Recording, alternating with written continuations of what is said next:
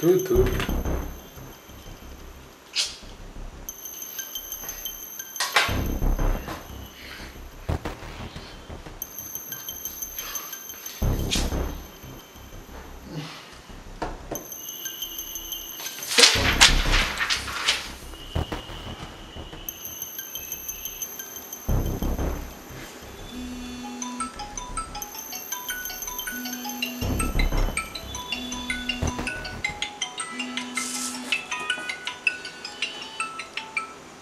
Hello. এতবার করে phone করার কি আছে? আমি তো সব জানি, আমাকে বলতে হবে না। হ্যাঁ ঠিক আছে। হ্যাঁ না আমার সব হিসাব করে রাখা আছে। পারলে আমার ওই প্রপার্টিটা তুমি বেচে দিতে পারো।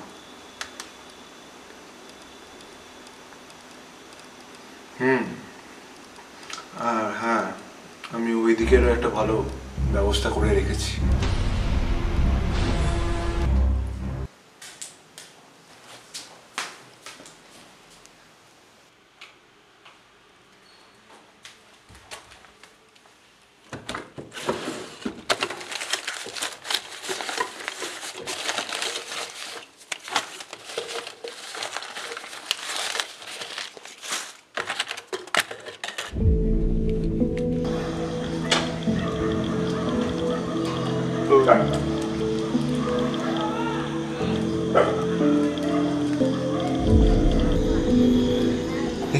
দরজাটা খোলা কেন?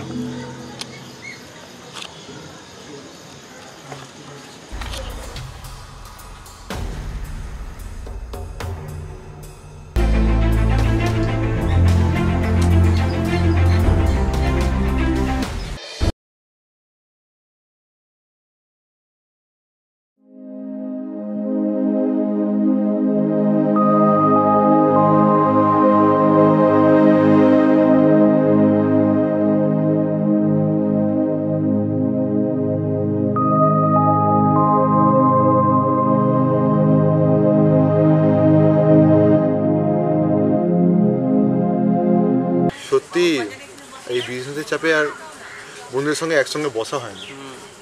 হ্যাঁ, আমরা সে কলেজ লাইফে কত এনজয় করতাম। হ্যাঁ, আমরা মাঝে মাঝে তো আড্ডা দিতেই পারি। আসলে কি বলতো, আমরা সবাই তো কাজ করি আর কোনো কিছুই খুব বেশি ভালো না। আর জিনিসটা যখন খুব বেশি হয় না, তার গুরুত্বটা অনেক কমেই যায়। সবাই করি না, আমাদের আতেল সপ্তর্ষি ভাই এখনো ফ্রি বার্ড, খাঁচায় আমরাই বন্দি। আর মজা করিস না, বেকারত্বের যে কত বড় খাঁচা তোরা বুঝবি না। তোকে কতবার বলেছি আমার ব্যাক অফিসে জয়েন করতে, কোনো কথা শুনিস না। ড্রিম বিগ, যত সব বড় বড় ডায়লগ দেয়। হ্যাঁ, সপ্তর্ষি তো স্বপ্ন দেখেই, কিন্তু ঘুমের চোখে।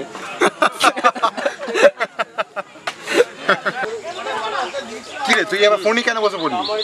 আরে প্রকাশ সমাদ্দারকে ফাঁসি নির্দেশ দিয়েছে হাইকোর্ট, সেই নিয়ে বিক্ষোভ হচ্ছে। মানছি ইটস পানিশেবল অফেন্স, কিন্তু ফাঁসি যাবজ্জীবন দিলে অনেক ভালো হতো আই থিঙ্ক। ঠিকই তো করেছে, ফাঁসি দিয়েছে। 14 বছর যাবজ্জীবন কাটানোর থেকে তো ফাঁসি দেওয়া অনেকই ভালো। চোখের বদলে চোখ কোনো সমাধান হতে পারে না। মানছি খুন করেছে, তা আবার সেলফ ডিফেন্সে, কিন্তু তাই বলে ফাঁসি, এটা মানা যায় না। তুই ভাইলেন্সকে কী করে বাজে বলছিস? একটা মানুষ 14 বছর সে তার নিজের বাড়ি থেকে দূরে থাকবে, তার সব সম্পর্ক ছেড়ে দেবে, তুই এটা কী করে সাপোর্ট করছিস? দেখ, তোদের দুজনেরই পয়েন্ট আছে, যে কোনো পানিশমেন্টের ভালো খারাপ দিক দুটোই আছে। তার মানে এটা না যে one is better then the other, it depends on the situation. I can easily stay solitary confinement, 14 বছর কাটানো না আমার কোনো ব্যাপার না। তাই নাকি? তাহলে আমার বাড়িতে একটা রুম আছে, ওই রুমে তুই 14 বছর কাটা, তো তুমি 5 কোটি টাকা দেবে। সিরিয়াস ইস্যু নিয়ে মজা করিস না। হ্যাঁ, I am serious, I am not joking. হ্যাঁ, তোরা সব বন্ধ কর। You need money, right? আমি তোকে আসতে দিচ্ছি, আমি তোকে 5 কোটি টাকা দেবো। এ বিকাশ, এসব তুই কী বলছিস? ওকে, আইল থিঙ্ক অ্যাবাউট ইট। ঠিক আছে, আমি উঠলাম। হ্যাঁ,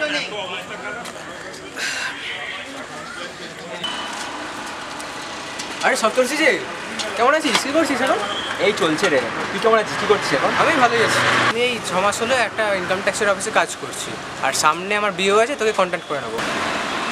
বাহ, কংগ্রাটস ভাই। ঠিক আছে, আমি আরে তুই বলি না তো কী করছিস? আরে আমার একটু তাড়া, আমি একটু ঠিক আছে পরে কথা বলছি, হ্যাঁ আমি আসছি। আচ্ছা ঠিক আছে।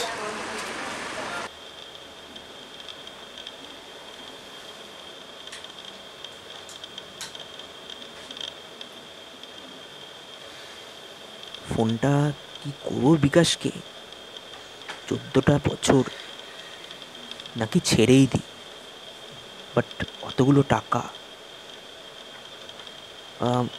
করেই ফেলি।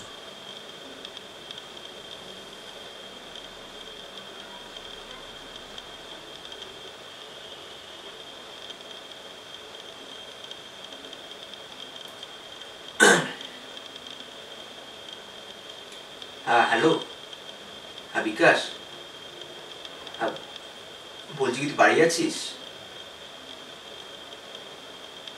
আচ্ছা আচ্ছা, হ্যাঁ ঠিক আছে, আমি কাল সকালে আসবো একবার। ওকে ওকে, ঠিক আছে ঠিক আছে, ওকে ওকে।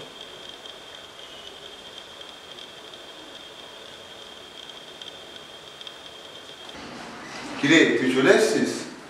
হ্যাঁ এলাম। আর বস। না আমি বুঝতে আসিনি, আমি বেডটা টাইপি করতে এসেছি। Are you sure? ইয়েস। কিন্তু তুই ভেতরে ইলেকট্রনিক্স বা কমিউনিকেশনের কোনো জিনিস পাবি না। ঠিক আছে, ইটস ওকে। 14 বছর আর এমন কি ব্যাপার, তাছাড়া তো আমার সবই দিচ্ছে। দাদাবাবু আসবো? হ্যাঁ আসুন আসুন। দাদা দুপুরের খাবারটা নিয়ে এসেছি। হ্যাঁ টেবিলে রেখে দাও। দাদা খাবারটা এখানে রাখলাম, আমি দরজার বাইরেই থাকবো, কোনো দরকার পড়লে একটু ডাক দেবেন। হ্যাঁ ঠিক আছে।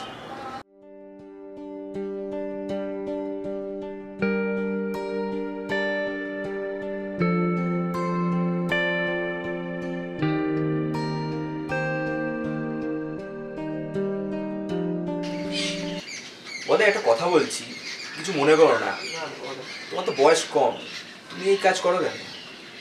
আসলে ব্যাপারটা কি, বাড়িতে তো বাবা অসুস্থ, তার উপর আবার মাকে দেখাশোনা করতে হয়। কিন্তু পড়াশোনা? আর পড়াশোনা পড়াশোনা করে কি হবে বলুন তো? পেটে যদি ভাতই না পেলাম, জীবনটা কি বলুন তো, জীবনটা হচ্ছে অনেকটা জঙ্গলের মতো, সারাক্ষণ মানে সংগ্রাম করে চলতে হবে।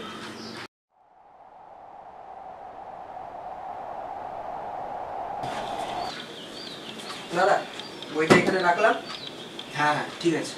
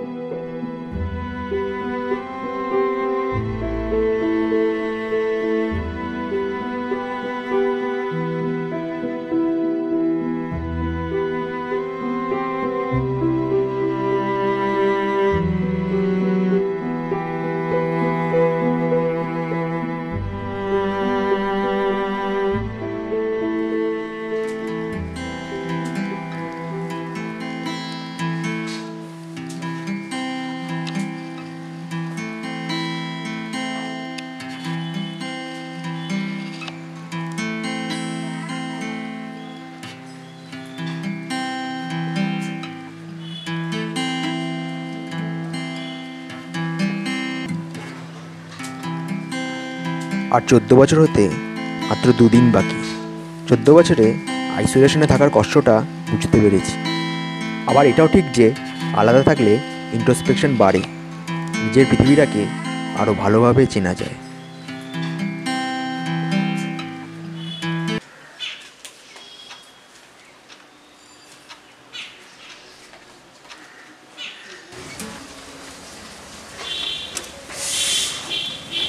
কি রে গদাই, শুনেছিস বিকাশ সাহেবের তো খারাপ অবস্থা। কেন, কি হয়েছে? পুরো দেউলিয়া হয়ে গেছে, বিজনেসও বন্ধ হয়ে যাবে কিছুদিনের মধ্যে, দেখবি এবার দেনার দায়ে কি করে এবার দেখবি শুধু।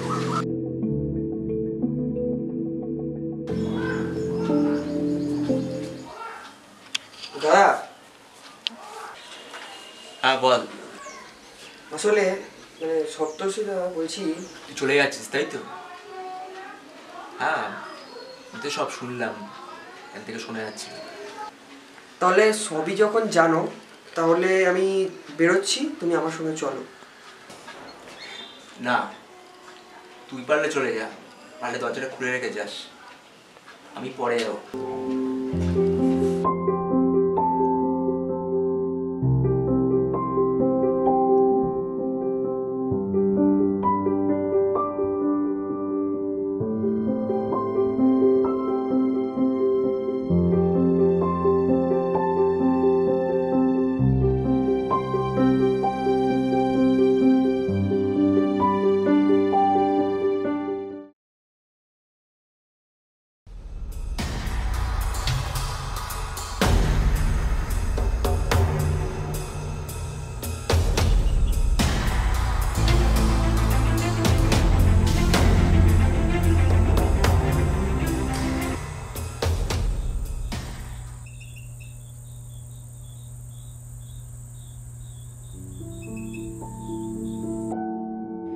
প্রিয় বন্ধু, তুই যখন এই চিঠিটা পাবি আমাকে সম্ভবত দেখতে পাবি না। 14 বছর হওয়ার একদিন আগে আমি ঘর ছাড়লাম। এতগুলো বছর তুই যে আমার থাকা খাওয়ার দায়িত্ব নিয়েছিস তার ঋণ আমি কখনো শোধ করতে পারবো না। তুই ভাবছিস আমি বেরোলাম কী করে? গদাই দরজাটা খুলে রেখে গেছে। গদাই ছেলেটা হয়তো পড়াশোনা জানে না, কিন্তু ওর থেকে আমি না অনেক কিছু শিখেছি। আমি বুঝতে পেরেছি টাকা সাফল্য কোনো কিছুই চিরস্থায়ী না। আবার এটাও জেনেছি জীবনে বেঁচে থাকতে গেলে সংগ্রাম করতেই হবে, because life is indeed a forest. তাই আমি আজ থেকে এই জীবন সংগ্রামে যোগদান করলাম। আমি বেটে তোর কাছে হার স্বীকার করেছি। এত বছর অনেক মানুষকে কষ্ট দিয়েছি। তোর অর্থনৈতিক অবস্থা খুব খারাপ। আমি শিওর যে তুই আবার খুব ঘুরে দাঁড়াবি, আমাকে আবার দেখবি সেই দিন যেদিন আমি আবার নিকটস্থ লোকেদের মুখে হাসি ফোটাতে পারবো। বিদায়, বিদায় বিকাশ।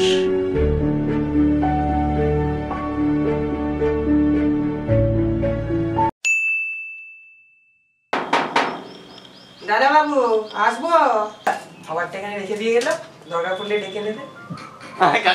দুপুরের খাবারটা এখানে রাখলাম, দরকার পড়লে ডাকবে। ভালো করে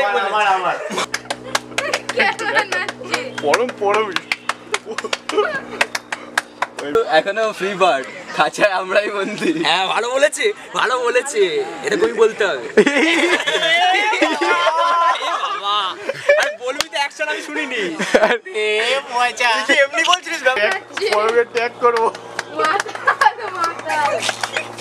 কিন্তু তুই ইলেকট্রনিক্স বা কমিউনিকেশনে কোন ড্রাইভ পাবি?